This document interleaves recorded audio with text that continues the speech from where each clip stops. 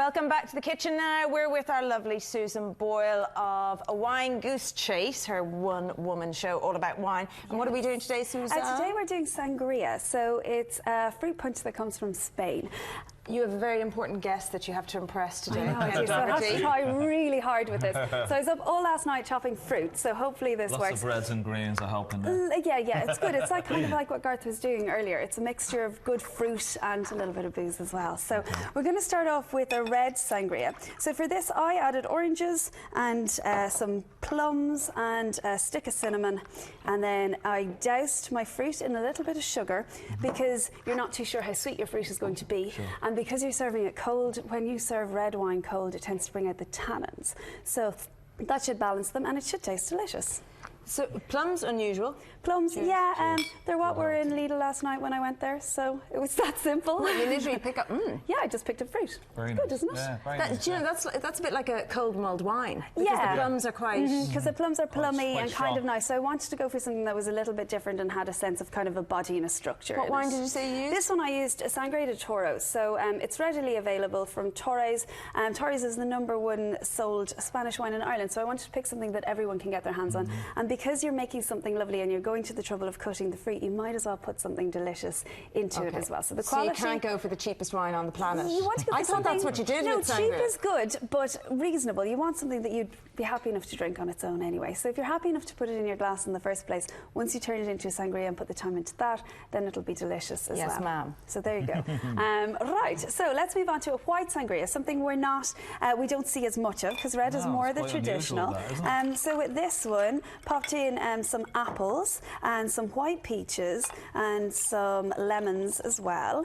Lots of ice. Is this a modern twist? It's just a little bit of Or did the Spanish do this anyway? Yeah, you can get this in Spain too, but it's just, I like this. I like using white wine too, and it's more for, it's like lighter and fresher and yummier, isn't it? This is quite heavy. The red one is quite heavy.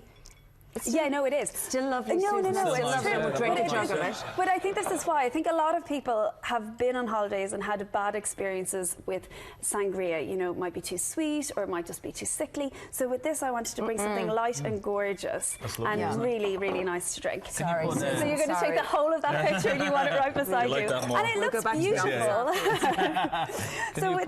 Can you put sparkling water or lemonade Yeah, in that, you or absolutely. No, you can top it up with sparkling water if you wish.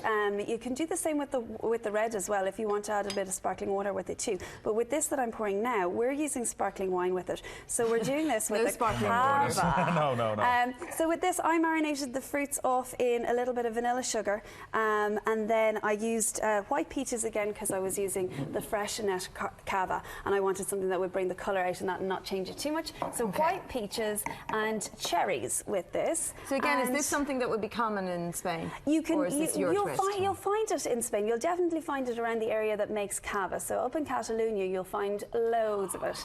It's yum, isn't it? That's really lovely. I'm glad I got a taxi here. Okay, now official favourite. Yeah, really? What is in there again? I dropped in I made up a syrup with some vanilla and a little bit of star anise in it, and I marinated the fruits in that beforehand, left it in the fridge overnight, and then just popped those in the bottom of the glass and then poured on in. Do you have all that on the website? Yeah, you can. The actual marinade, because that's what makes the difference. Because that's what makes the difference, and it's lovely, and it's really delicious. nice and fresh, and I think it's like summer in a glass, and it's so easy to do. Do the Spanish drink sangria, or is it something that we all go over and they go, oh god, the tourists give them the jug of sangria? It is actually. It's ended up being a protected drink. So from now on, you can't use the word sangria unless it's using wines and it's labelled as wines that have come from Spain or Portugal. So it's become a protected kind of culinary drink thing for them too. So they're quite proud of their sangria. But yeah, you find better or worse varieties of it. When I was checking out recipes for sangria, I found lots that were like grab a can of Fanta and a bottle of red wine, and I was like, no, I'm not going to do that. So I was like, let's use some nice fruits and let's serve it up. And it really is worth chopping the fruit and putting it to marinate with a little bit of sugar the night before, because then it's dead easy and you just pop it into your we have to get that recipe for that syrup. We'll get it on the website. You sit there and enjoy. You just finished the show, dear. Why don't you, two of you come back down so we can have some more chat? Yes, the snooker man himself, Ken Doherty, is with us today. And by the way, the two of you are so fickle. Jumping from one favourite drink to the other. I don't know. No loyalty it just there, got so. better as it went on. Susan, thank you so much. thanks, We sort of walked Thank you. away from you there.